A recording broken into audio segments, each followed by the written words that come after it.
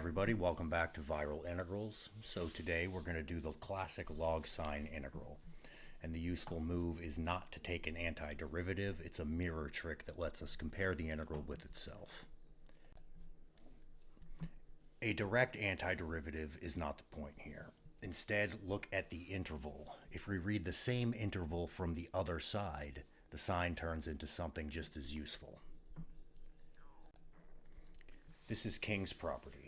On an interval from a to b, replacing x with a plus b minus x gives the same integral. It's the same area, just read from the opposite side. Here's a quick reason. Let u equal a plus b minus x, then du is negative dx and the endpoints flip. The flipped bounds and the negative sign cancel each other. Now apply the property to our integral. The interval is from 0 to pi over 2, so x is replaced by pi over 2 minus x. Now use the co-function identity.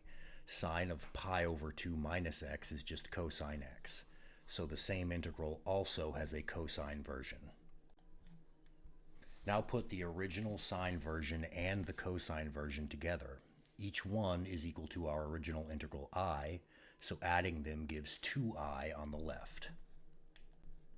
The two logs are inside the same integral, so combine them with log a plus log b equals log of ab. Now use the double angle identity. Sine x cosine x is 1/2 of sine of 2x. That makes a constant factor appear inside the log. Now split the log. The log of sine 2x over 2 becomes the log of sine 2x minus log 2. Since log 2 is constant, its integral is just the interval length times log 2.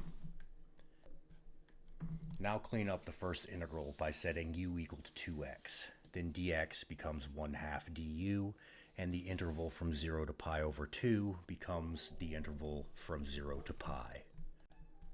The integral from 0 to pi splits into two matching halves. The second half mirrors back to the first half, so the full interval is just two copies of I.